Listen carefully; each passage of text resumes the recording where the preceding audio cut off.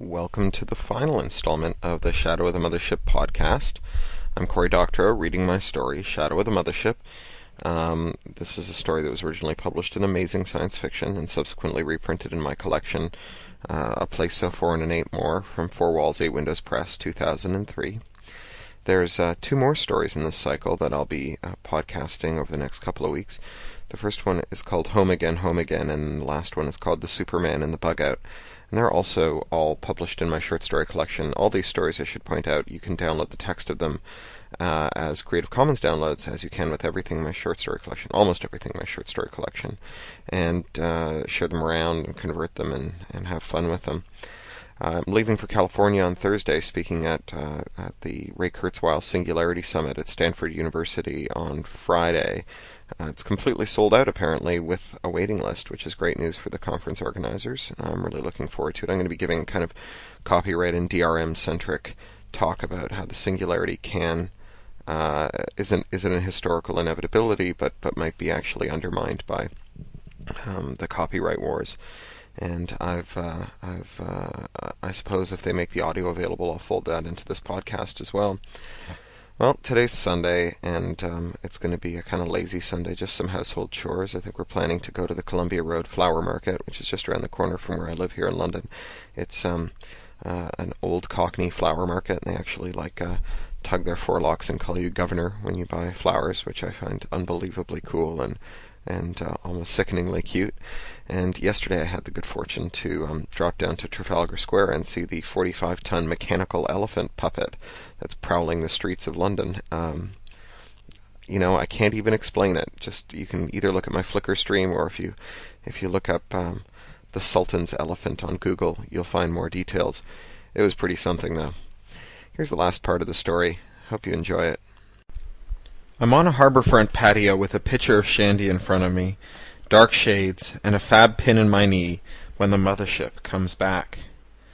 I took the cure in February, slipped out and left a note so Daisy wouldn't insist on being noble and coming with, lying about my name and camping out in the ER for a week in the newly recaptured Women's College Hospital before a doc could see me. Daisy kissed me on the cheek when I got home and then went upside my head, and Tony made everyone come and see my new knee. While I was in, someone had sorted out the affairs of the process, and a government trustee had left a note for me at general delivery. I got over $50 and bought a plane ticket for a much-deserved week in the Honduras. I tried to take Daisy, but she had stuff to do. I beach-fronted it until the melanomas came out, then home again, only to find that the house was crime scene taped and Tony the Tiger and Daisy Duke were nowhere to be found in a month of hysterical searching.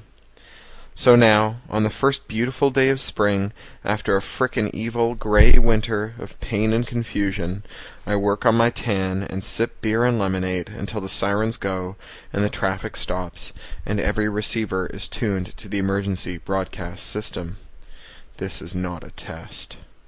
I flip open my comm. There's a hubble of the mothership, whirligig and widdershins around our rock. The audio track is running, but it's just talking heads, not a transmission from the mothership, so I tune it out.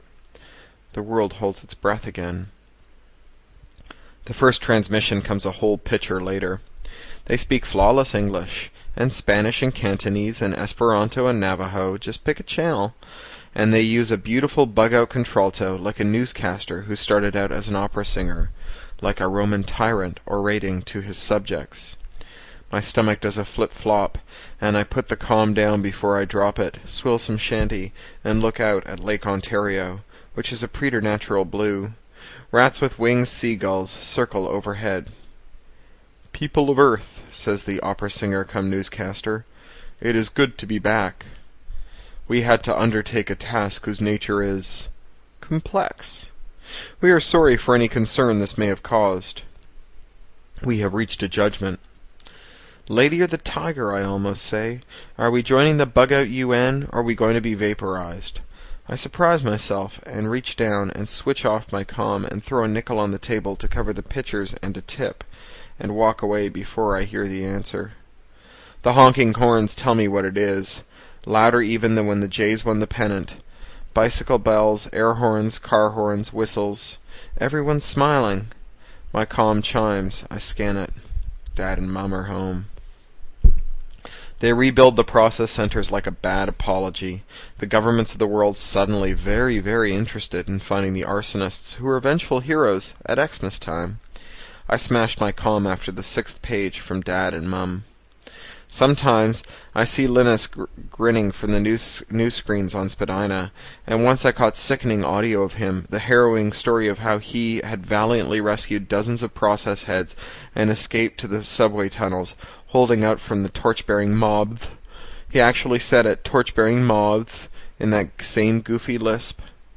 Whenever Mom and Dad appear on the screen, I disappear. I've got over $15 left. My room cost me a penny a night, and for a foam coffin, it's okay. Someone stuck a paper flyer under my coffin's door this morning. That's unusual. Who thinks that people in coffins are a sexy demographic? My very own father is giving a free lecture on lasting happiness in the Galactic Federation at Raptor Stadium tomorrow night.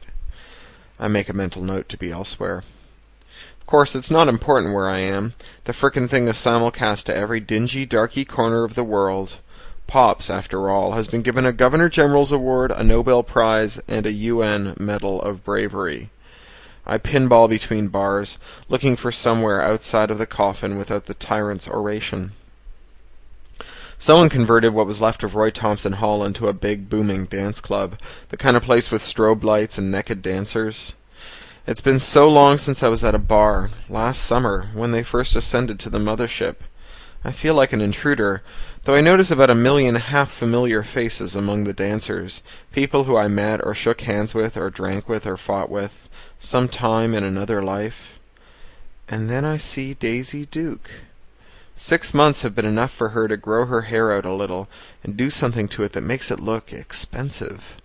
She's wearing a catsuit and a bolero jacket, and she looks sexy and kind of scary.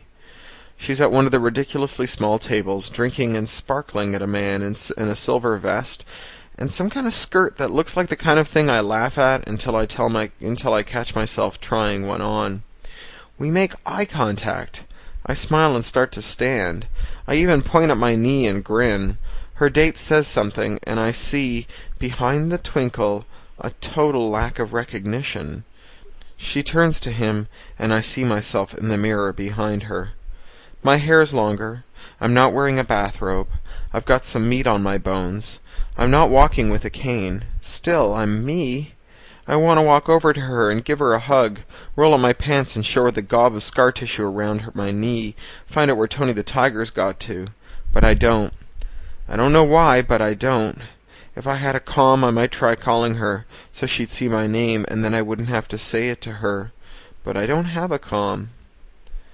I feel suddenly like a ghost. I test this out, walk to the bar, circling Daisy's table once on the way, and again on the way back. She sees me, but doesn't recognize me both times, overhear snatches of her conversation. Competing next weekend in a black belt competition.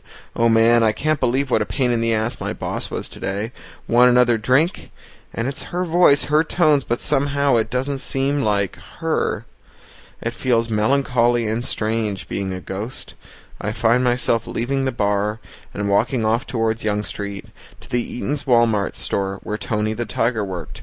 And fuck me if I don't pass him on the street out front, looking burned and buzzed and broke, panning for pennies. He's looking down, directly addressing people's knees as they pass him. Spare change, spare change, spare change. I stand in front of him until he looks up.